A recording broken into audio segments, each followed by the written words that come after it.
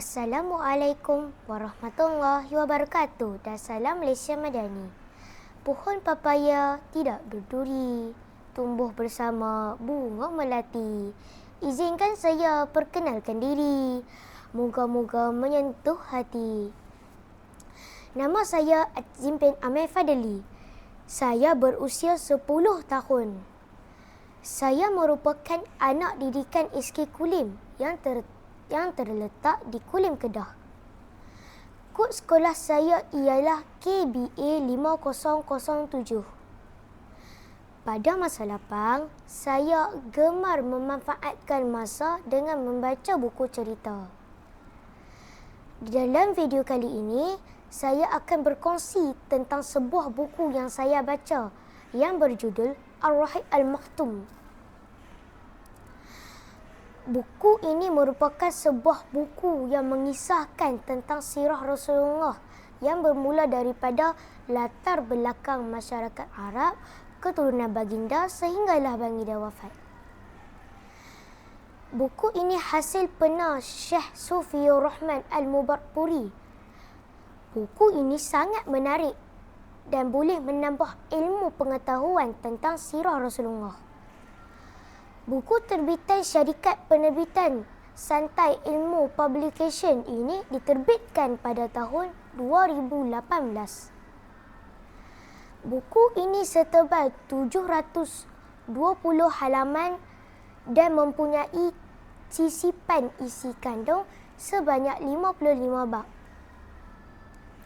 Ayuh bersama saya kita mengamati dan mendalami cerita ini dengan lebih dekat lagi.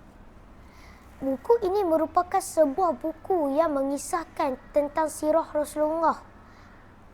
Buku Ar-Rahiq Al-Makhtum ini merupakan sebuah buku yang terhasil daripada kajian Syekh Sufiur Rahman Al-Mubarakpuri terhadap sirah Nabi Muhammad SAW. Kajian dibuat secara terperinci bermula daripada latar belakang masyarakat Arab, keturunan baginda sehinggalah baginda wafat.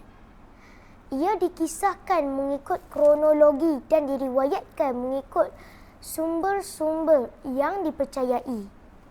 Terdapat banyak pengajaran yang boleh dijadikan iktibar dalam kehidupan seharian di dalam buku yang berjudul Ar-Rahiq Al-Makhtum ini. Nilai sentiasa berusaha ada diselitkan di dalam buku ini dan seharusnya dijalankan oleh semua orang.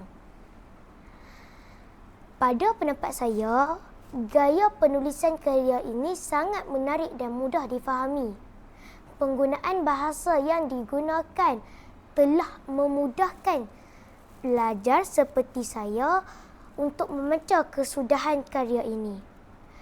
Bahasa juga yang digunakan juga sangat dekat dengan jiwa anak-anak remaja. Buku besar ini mempunyai 720 halaman dan mempunyai kajian yang sangat mendalam.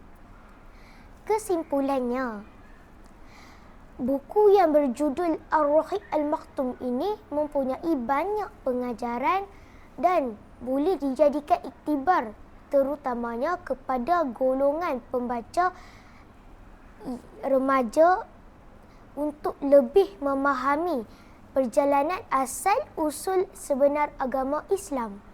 Sekian, terima kasih.